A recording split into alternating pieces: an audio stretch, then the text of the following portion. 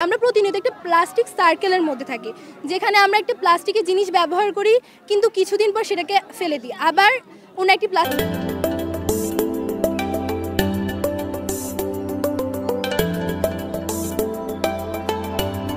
আমি এই মুহূর্তে আছি 46তম জাতীয় বিজ্ঞান ও প্রযুক্তি সপ্তাহে। উপজেলা প্রশাসন রামগড়ের আয়োজনে মেলাটি খুবই জমে উঠেছে। উপজেলার বিভিন্ন শিক্ষা প্রতিষ্ঠানে অধ্যয়নরত শিক্ষার্থীরা তাদের উদ্ভাবনী চিন্তা থেকে বিভিন্ন ধরনের প্রজেক্ট বানিয়ে নিয়ে আসছে। তো এখন মূলত এক এক করে তাদের সেই প্রজেক্টগুলো দেখব। চলেন।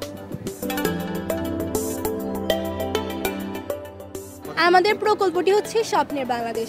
আমরা এই প্রকল্পের মাধ্যমে বোঝাতে চাচ্ছি যে আমাদের বাংলাদেশকে অনেক ডেভেলপ কীভাবে করা যায় এটা বুঝাবো। এখানে আমরা প্রথমে রেখেছি বায়োডিগ্রেডেবল সিস্টেম। বায়োডিগ্রেডেবল বলতে আমরা বুঝি যা মাটির সাথে মিশে যায়, যা হচ্ছে নবায়নযোগ্য, এবং সিস্টেম বলতে আমরা একটা ইকোসিস্টেম বা বাস্তুতন্ত্রকে বোঝাচ্ছি, যেখানে আমরা আমাদের রিমেইনিং প্লাস্টিকগুলোকে ইলেকট্রিসিটিতে কনভার্ট করব এবং প্লাস্টিকের বদলে আমাদের বানানো প্লাস্টিক, যেটা হচ্ছে বায়োপ্লাস্টিক, এটা ব্যবহার করব।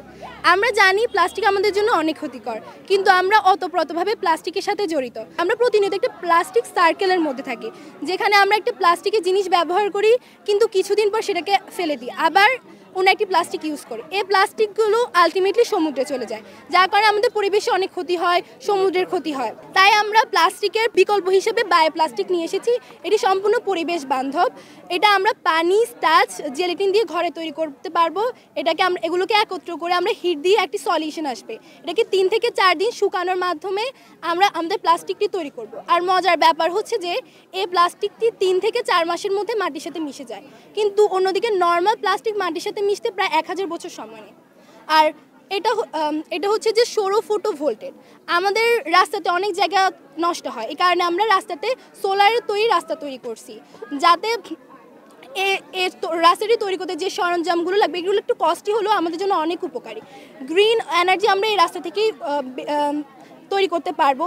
রাস্তাতে যে স্বাভাবিক পিচ, হাইড্রোকার্বন ব্যবহার করা হয়, এটি প্রডিউস করতে অনেক বেশি কার্বন ডাইঅক্সাইড নির্গত হয়, যা আমাদের পরিবেশের জন্য অনেক বেশি ক্ষতিকর। এই রাস্তাটি তৈরি করতে আমাদের প্রতি বর্গ কিলোমিটারে 260 মেগাওয়াট বিদ্যুৎ উৎপন্ন হবে এবং খরচ হবে প্রায় 60 কোটি টাকা। আর এখান থেকে যে বিদ্যুৎগুলো উৎপন্ন হবে, এখানে সাবস্টেশন আসে, এখানে যাবে এবং জমা হবে। আর এই সেম টেকনোলজিটা আমরা আমাদের গ্রামেও ব্যবহার করব। আর এটা হলো ঘরের চাল হয় টিনের, কিন্তু আমরা এখানে সোলার ব্যবহার করছি, যাতে প্রত্যেকটি বাড়ি নিজেদের বিদ্যুৎ উৎপন্ন করতে পারবো। হ্যাঁ, তারপরে এটা হলো যে ভার্টিক্যাল ফার্মিং। আমাদের শহরে অনেক জায়গা কম, তাই আমরা সম্প্রসারিত জায়গায় বাগান না করে লম্বালম্বিভাবে পাইপের মাধ্যমে করব। পাইপের মধ্যে ফুটা করে আমরা গাছের শিকড়গুলো ঢুকাই দিব। তারপরে এই পাশে একটা পানির ট্যাঙ্ক আছে, এখানে মাছ থাকবে।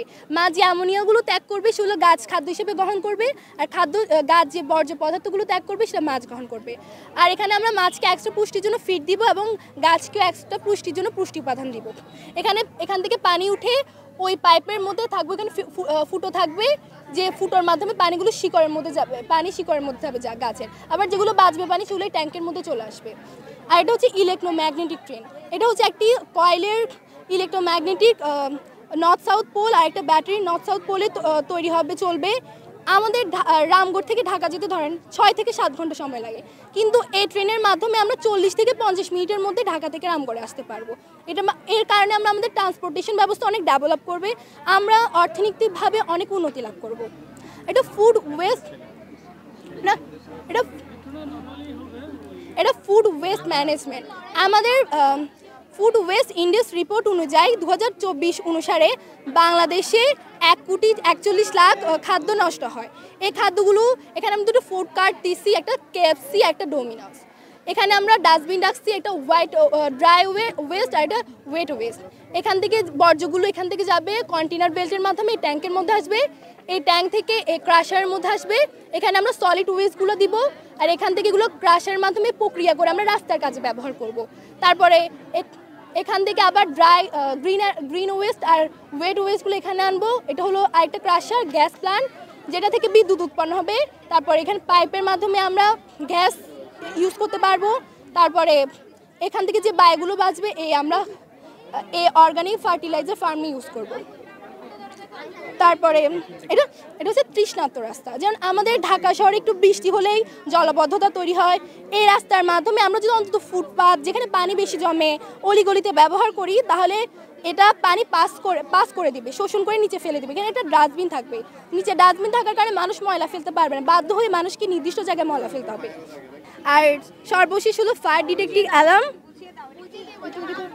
এটা কাজ করে। আমাদের কিছু না আগে সচিবালয়ে আগুন ধরার কারণে আমাদের অনেক গুরুত্বপূর্ণ নথিপত্র পুড়ে গেছে, আর অ্যালার্মের মাধ্যমে আমরা জানতে পারবো যে আমাদের ঘরে আগুন লাগছে, যে কোনো জায়গায় আগুন লাগছে এটা জানতে পারবো, যার ফলে আমরা এখান থেকে অটোমেটিকলি পানি বাইর হয়ে আসবে এবং আগুন নিভে যাবে।